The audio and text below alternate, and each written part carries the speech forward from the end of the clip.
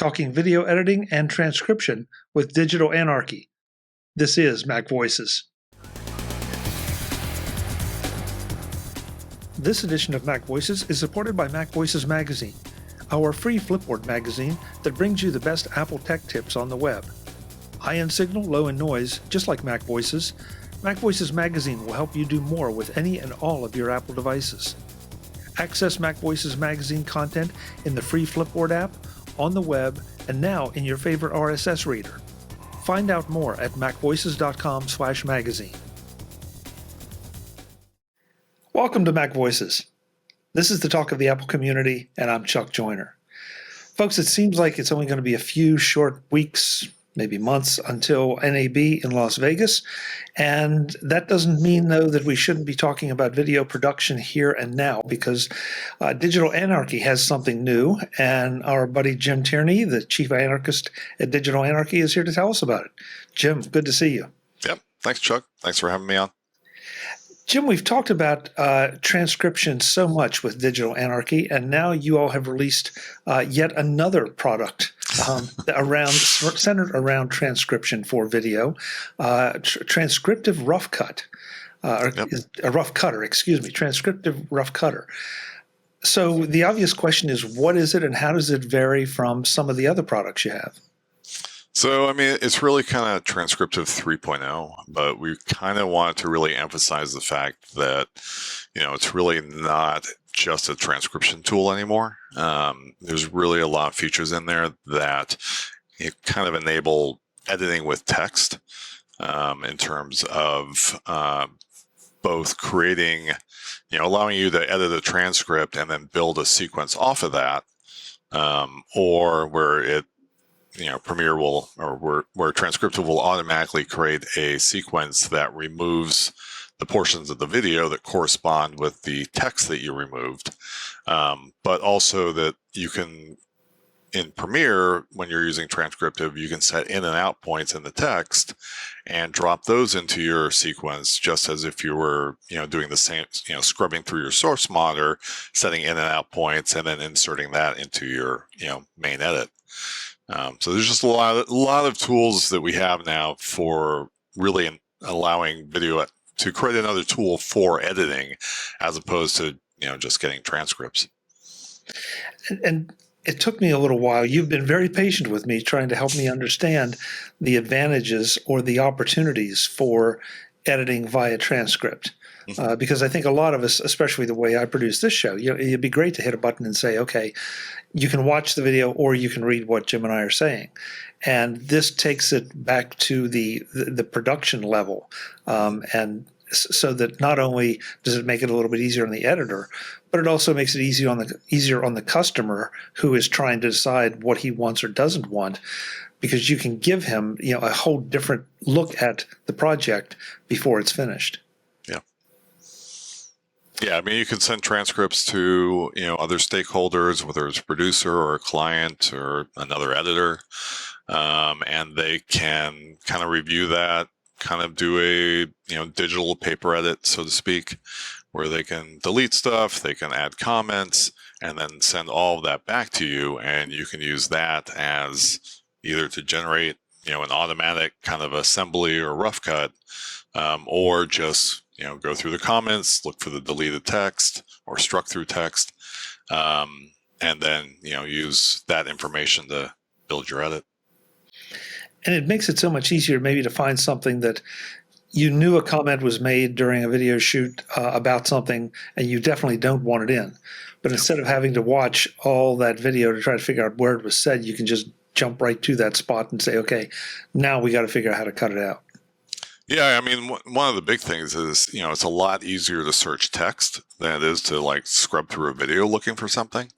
So that's really one of the big benefits, is just being able to go I know somebody said this thing at some point, but I don't know where it is. And, if you've ever scrubbed through video, that's not the most effective way of finding something. So.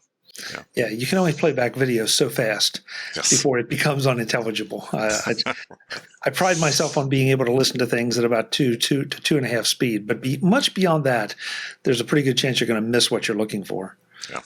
So, Jim, I mean, I think we talk about this every time you come on. The state of the transcription technology just seems to be getting better and better, and I'm not sure if it's because of the kind of the amazing advances in machine learning, or what it is, or maybe we're just starting to recognize how to use it better.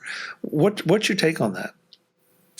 It's getting better. I mean, machine learning is all about large data sets, right? So the more training that you can give it, the better the results are generally going to be. And, text has, speech to text is one of the oldest AI uses or machine learning uses. So, people have been trying to crack that for like a long time, and there's a lot of data sets. And now that it's getting more, especially, as, you're seeing all these like Alexa type devices where it's really critical that speech is turned into text. I think that's part of the reason that you're seeing some of the advances, because there's just a lot more training material out there for the machine learning side of it, and the more data they have, the better the results are going to be. It's so tempting to get into a discussion of Apple's voice assistant versus Amazon's versus Google. We're not going to go there. Yeah. Because I do think, though, that what transcriptive rough cut and transcriptive in general has been is a little bit higher level than that, because of what you're trying to accomplish. That's my perception. There's kind of a limited number of things that the A lady or the S lady will support. But when you're transcribing video, it could be anything from a surgeon talking about his most recent surgery to a gold digger digging for gold. The subjects could be all over the place. Yeah, the interesting thing is Amazon's speech to text really isn't that good. And I think the reason for that is that, it's not that good when it comes to transcribing just what you just talked about. But I think, and that's, what we test. We test, just, random video samples of varying quality. But, I think they've really trained it for the voice command aspect of it. And that's very different than just trying to apply speech to text to, a random video where someone could be talking about anything. There's a much more limited range of things that people are going to be asking, Alexa or Siri or whatever. And they don't need to understand, a paragraph of text. Usually all they need to do is either, parse a couple words or most a sentence. And so, Amazon's, for our purposes, their speech to text really isn't that great. But I imagine that if you tested it against voice command type stuff, it would be pretty awesome. Yeah, and the other thing too, I'm afraid that most of us, and I would have counted myself among it until you and I started talking, was that I would have equated transcription with speech to text, and it's not. It's related, but it's a whole different kind of thing, because one of the voice assistants could say, "I'm sorry, could you repeat that?" Or, "I don't know how to do that." But when it comes to a transcript, you don't want to see that in the middle of your transcript. Yeah. It was funny, like our original tagline, for transcriptive was, transforming the art of transcription. And, we got a little bit of pushback on some people that were just like, well, transcribing is not an art. And it's like, it actually is. I mean, there are still people that, especially on big feature films and paid TV shows or, network shows and stuff, where they, they still use human transcriptionists. And like, a lot of people I talk to, it's like, if they find a good transcriptionist, that's like an amazing thing. Because it's like, when you're doing video production, it's not necessarily just the speech to text part, but it's who's speaking. It's like some of the context of what they're saying. And the AI still doesn't really do a lot of that stuff very well. And so, a lot of the people that still use human transcriptionists, it's, there's if you find someone that really understands video production and can really create a transcript that reflects what's happening in the scene and the shoot and all the other stuff, that's an art. Well, two things. One thing you said, and then one thing came to mind. What you said was the human transcriptionist being able to separate voices, your voice from my voice from 3, 4, 5 other people in the scene or in the shoot, and the services have all gotten a lot better at some of that, but there still are issues. And should the mic change or should there be some extraneous noise? Now I've got a seventh or eighth person that the transcription software couldn't identify, so it just assigns that to a whole new person, and that can become a little disorienting if you're trying to work with that transcript. But I'd also think that accents probably play a big part in this.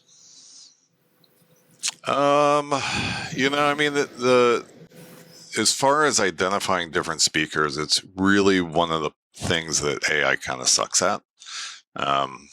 Just to be blunt about it, it's just not.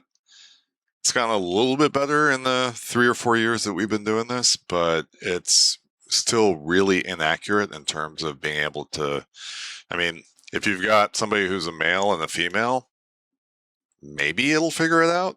If you've got 3 or 4 like males, it's not going to figure it out. It's just, it's really interesting to see how much the AI struggles with that. The area that it's, and I don't think accents really make as much of a difference as you might think in terms of transcribing the words. One the areas where, excuse me.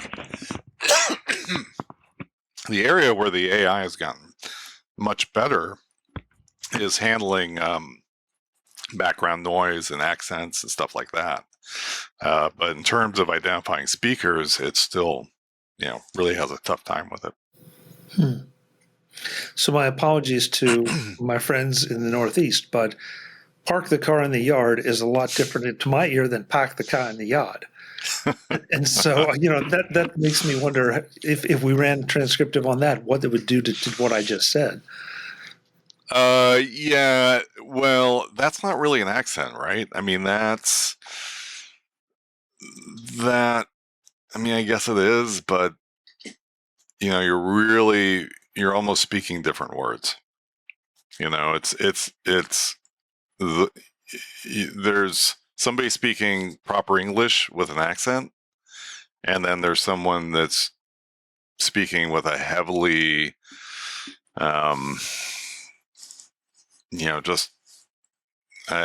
don't actually have the, know the right words to explain it, but, a dialect basically.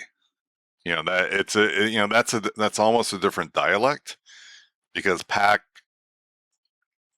it's just coming out differently, right? So it's not, the AI is probably going to have a tough time with that, basically. Yeah.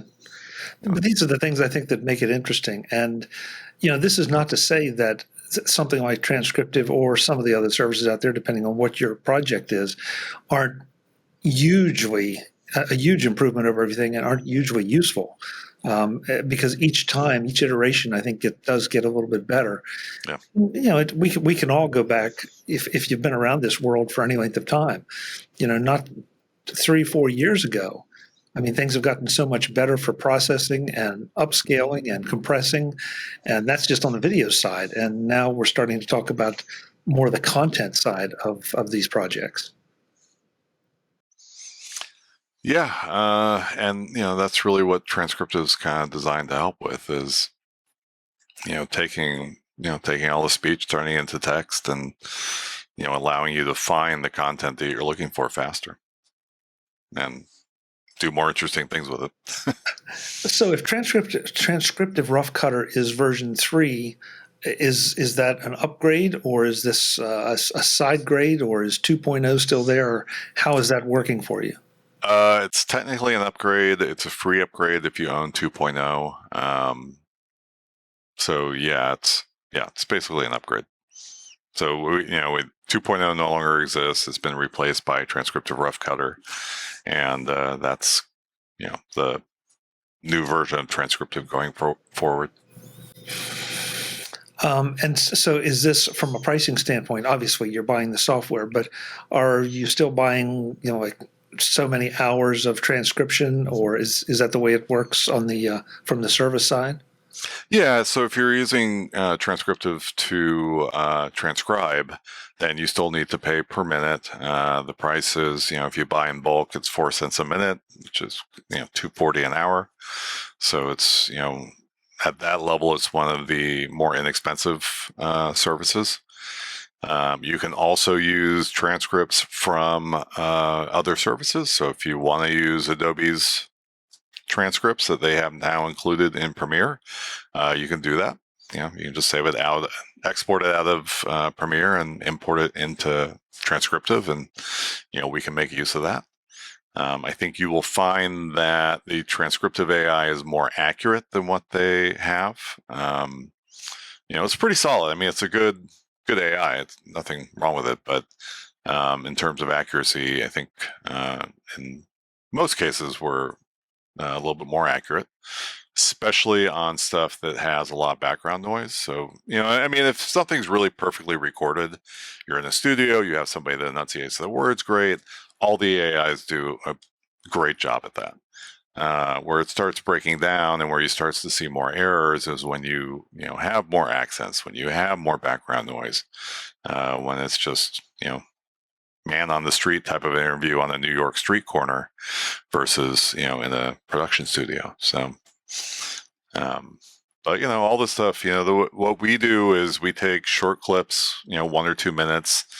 And when we're evaluating different AIs, we take these clips of varying qualities from production studio to just tons of background noise where, half of the, dialogue is unintelligible to us, and just see how the different AIs do and see where they fall off a cliff. Because once you get below about 90% accuracy, it's almost faster just to do it by hand.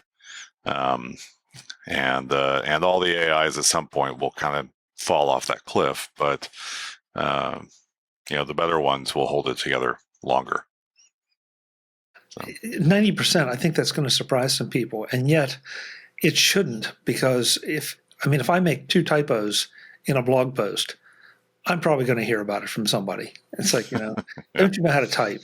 And so, that's a ridiculously low percentage. And here, it wouldn't even necessarily be typos. It might be misidentified words. Yep. So yeah, you really need that accuracy. That I would think that's probably the very top priority, is even if it's not as fast as you would like, to get the accuracy is what you want. Yeah, definitely. I mean, the accuracy, yeah, especially with video production, especially if you're using them for captions, then the accuracy is, totally paramount. And, that's really what the Adobe system's designed to do, is, create captions.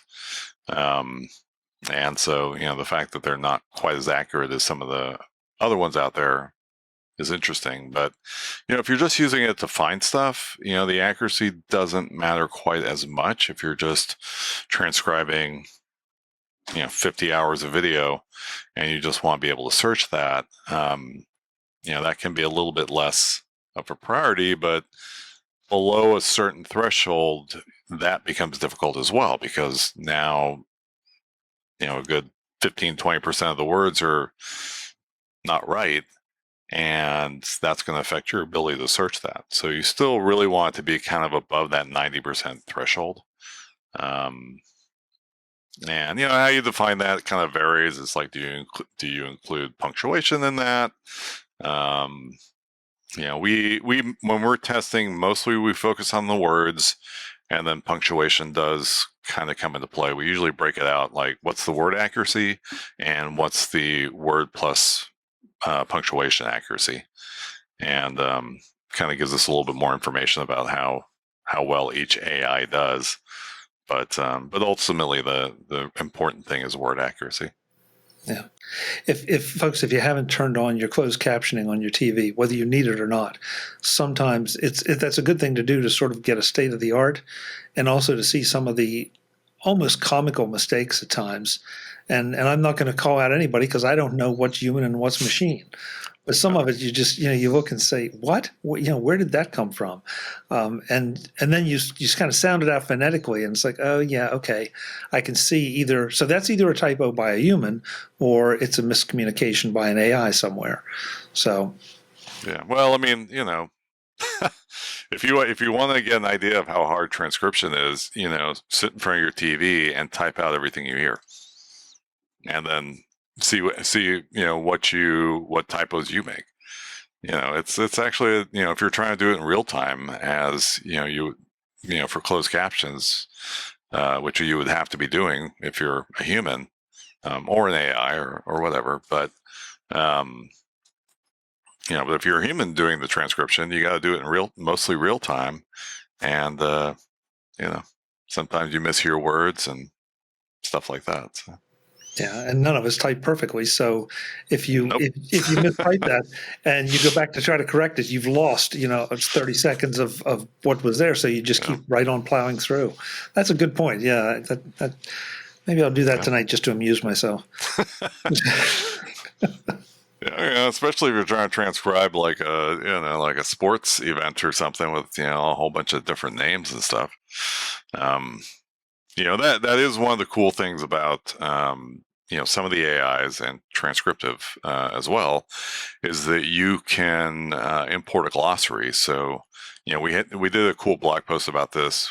I just grabbed the Major League Baseball draft top 20 draft picks for some year and seeded it with the players' names, and that got a much better result when transcribing than just letting it do it without the glossary.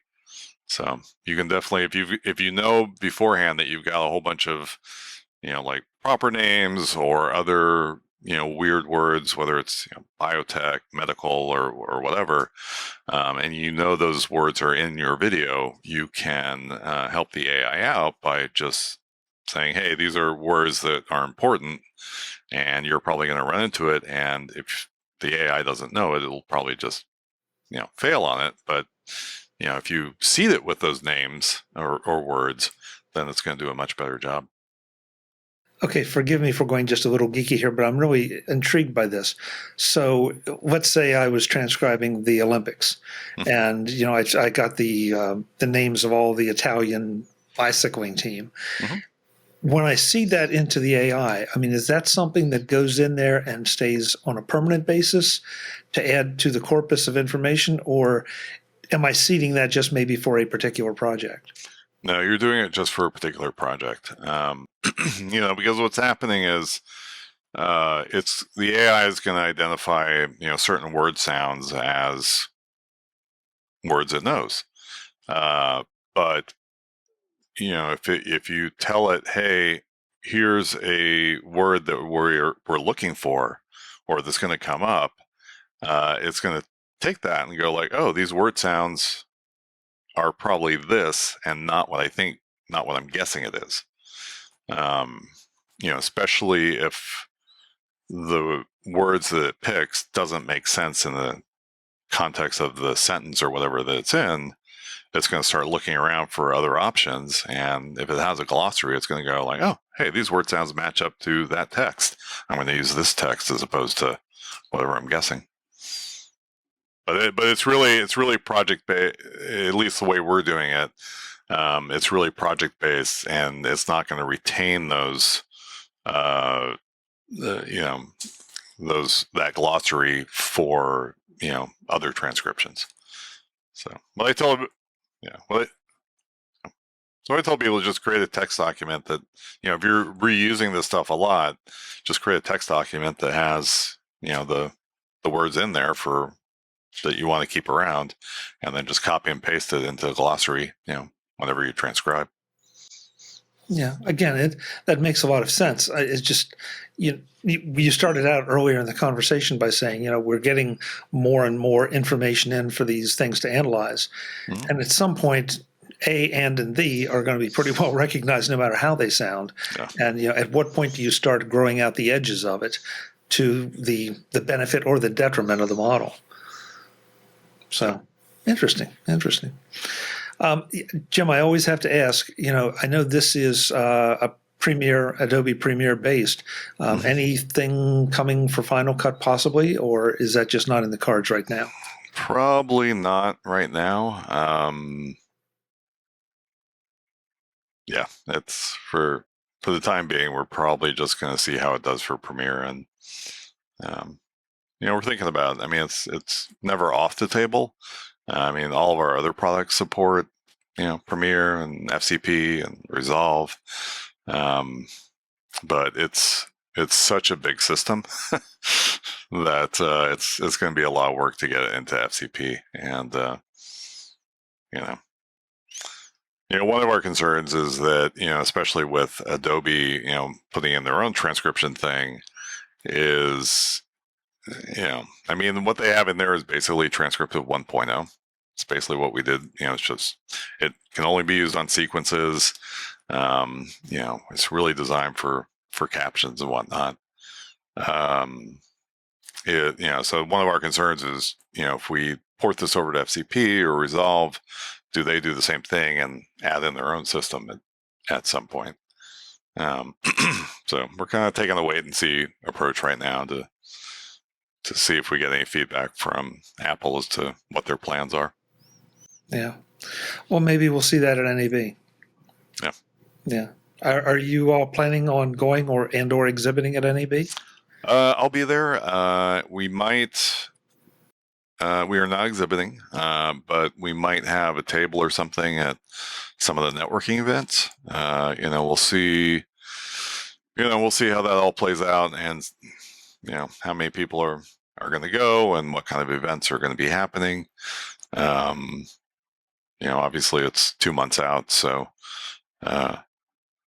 2 months out. So a lot can change between then and now. But I'll be there, so we'll be definitely doing something, but definitely not exhibiting, and we're talking to various folks that are doing different events, and we'll see what comes up. Well, it'll be at least you and me in the Las Vegas Convention Center looking around saying, where is everybody? Run through the pricing for, I know we talked about the per hour, but the pricing for Transcriptive Rough Cutter and the upgrades and all of that. So it's $199 for a new license, and it's $89 if you're upgrading from 1.0. And then if you want to use the website version, if you want to use that as a standalone, that's $19 a month. But if you have a Premiere license, then you can use the website version for $8 a month. And the website version is really just the way we're doing it. It's really meant to complement the Premiere version of Transcriptive, and it just allows you to edit stuff in a web browser. You can send that to, again, different stakeholders. They can use a web browser. They don't have to have Premiere. They can make edits. They can add the comments, and then they can send all that back to you in Premiere. So that's kind of what the website's version's all about. You can transcribe on the website. You can use it as a standalone for transcription and editing, but it's much more interesting when you're using it with Transcriptive Rough Cutter in Premiere. So that's either $8 a month or $19 a month, and that's it. And then you got the transcription costs. Good. Well, Jim, thanks. It's always a pleasure. I always enjoy it, and I always feel like I learned something because this is all a new area, and as we said earlier, it sort of depends on exactly what part of the process you're interested in, whether you're interested in just the transcriptions or the editing or providing to stakeholders or whatever. So thanks. As you come back anytime, definitely want to hear what's next. Yeah, the AI stuff is interesting. I mean, it's a big kind of complex process, and like a lot of it, it's really how you fit it into the context of what you're doing. Because the AI by itself is useful, but like I was saying earlier, it's like you still get better results with a human, usually. So it's just how do you fit it into your workflow and make it a useful tool? Yeah, depends on the human, Jim. Yes. I don't as do so many other things. yeah. Don't think you want me as your transcriptionist.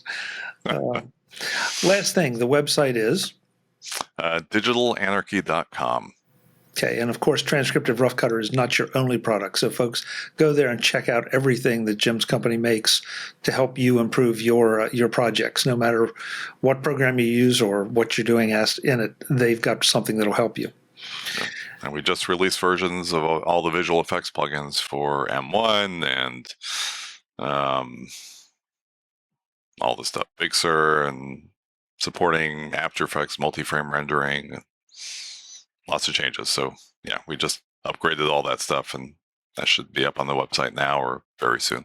Oh, I'm glad you said that because I'm slowly seeing a lot of the effects plugins, become M1 compatible, and that's what a lot of folks have been waiting for. Whether it actually gives a huge performance improvement or just a stability improvement. So yeah, that's what some people are using right now. So and Premiere just released their M1 version, and so that kind of like we need to get these out. Like the Adobe transcription stuff we knew was coming. I didn't think they were going to release the M1 version so quickly. So we were like, we need to get these out. Yeah. Well, go get some sleep now. You got it done. Yeah, sleep is good. Yep. Well, I hope to see you in a couple months in Vegas. All right, Chuck. Thank you very much for having me. Thank you. Folks, I'm Chuck Joyner. This is MacVoices, digitalanarchy.com. No kidding. Go and check out everything that they make. It will help you do better video projects. Until the next time, and as always, thanks for watching. Visit MacVoices.com for show notes and to connect with Chuck on social media. Get involved in our Facebook group or like our Facebook page, and get more out of your Apple tech with MacVoices Magazine, free on Flipboard and on the web. And if you find value in it all, consider supporting us through either our Patreon campaign at patreon.com/MacVoices or by making a one-time donation via the PayPal link on our front page and in the show notes of each episode. You will join these fine people who help bring you MacVoices.